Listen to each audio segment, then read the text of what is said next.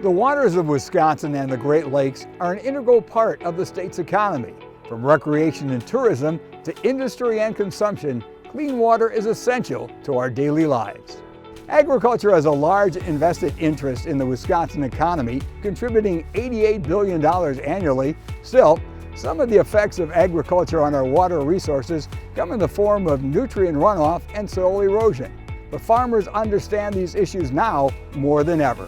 The 10 farms that make up the Upper Fox Wolf Demonstration Farm Network dedicated themselves to being part of the solution to these water quality issues through conservation practices.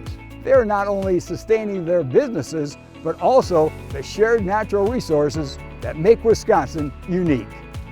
The Upper Fox Wolf Network consists of the Wolf River, the Upper Fox River, and Lake Winnebago watersheds.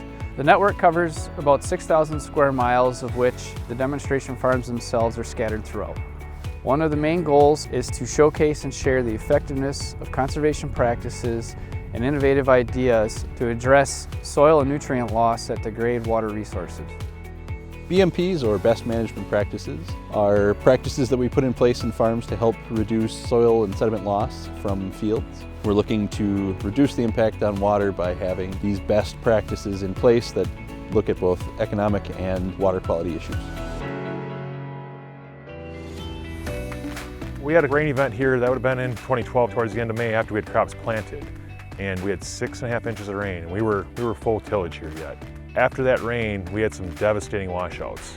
Then and there, I knew I had to change going forward. To watch our soil wash away was not going to keep working. So from that point on, I was looking at strip till, no-till, cover crops, and just trying to see how I'm going to work it into our operation. And over the years, we've went little no-till, and then we started some strip till, and now I'm 100% no-till, strip till on everything. We're pretty happy with the results.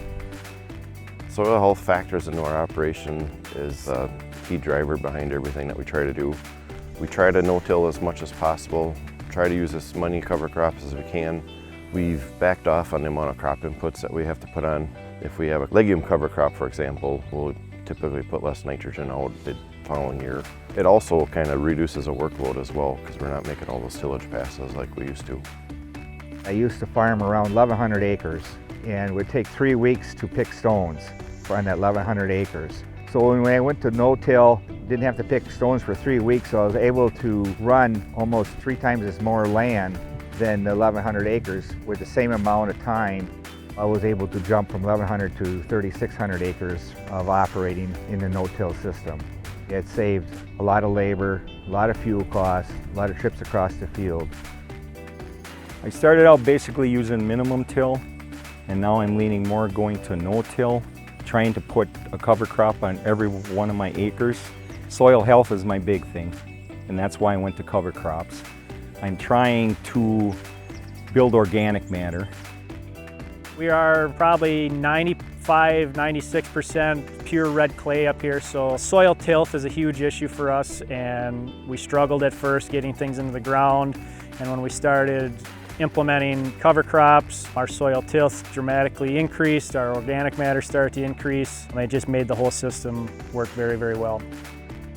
We predominantly use cover crops on our wheat ground. When we take off our wheat, we'll cover those fields with manure, and then after we're done with the manure, we'll take and put cover crops out there, and it substantially reduces any weed control that we ever have to do the rest of the year. The benefits I've seen from cover cropping is that we've been able to go in earlier with the cover crop in there. We're in a heavy clay soil. It takes our soils longer to dry out. With the cover crop in there, really mellows out the soil. We can get in earlier. After going into some meetings, we realized that this was our next step for no-tilling. To better the fertility, get better organic matter in our soil. We began rotational grazing in 2010. Low disturbance manure application, it works out real good, mainly because we do some applications during the summer. We have a lot of manure to move on this farm, and so if we can move some on the wheat crops during the summertime, it just helps us with our application later. And just not disturbing everything has benefits for washouts and protecting the water. We've got buffer strips. We do some no-tilling whenever we can. Now we're using the low disturbance toolbar for manure, and we're going to be no-tilling after that too. Adding harvestable buffers to our farm has been good economically wise because we don't have to plant corn there and spend a certain amount per acre planting corn to see it drowned out and not do very well. We harvest a certain amount of grass off there each year, captures lots of nutrients. The contour strips that we have are kind of unique because they were already in place when I started operating that farm. One of those strips hasn't been worked in about 10 years, and the other ones are probably getting up close to 7 or 8 years without any sort of tillage on it. It's really unique how that soil is different than some of the other land that we run that has been heavily moldboard plowed for years and years and years, and how that soil reacts differently when you work it and the kind of crops you get off of it and how it reacts to stretches with no moisture or little moisture. When looking at conservation practices, we want to know that they're effective, and so ways we can do that is to use visual inspection to actually look at and see what differences we can see in fields next to water bodies, soil health testing to see what it's doing to the soil, helping that soil retain nutrient rather than soil loss. You can see trends of how the soil is improving, how the crops look after time once these practices have been installed. To start doing more conservation practices, you just have to try different things. See what your soil is like, what your crop rotation is like, and how you can put different parts of conservation into your soils. Every farm's a little bit different. You know, my neighbor might implement one thing, but it might not work for me, but something might work for me that doesn't work for him. As time goes on, you learn that what works, what doesn't work, and you go on from there and use that experience to do better next time. Take small steps, try it. Take 10 acres, do things like that. If you can find some kind of a mentor, whether that be like an NRCS agent, a local farmer, somebody to bounce ideas off and help you through the process, make it definitely a lot easier. The biggest thing I found that failures were a big thing, but I wasn't going to let that stop me because I wanted to know what I could do better and then go right back and try it and make the improvements and get it. And 99% of the time we could win in the end, but we had to do changes to make that work.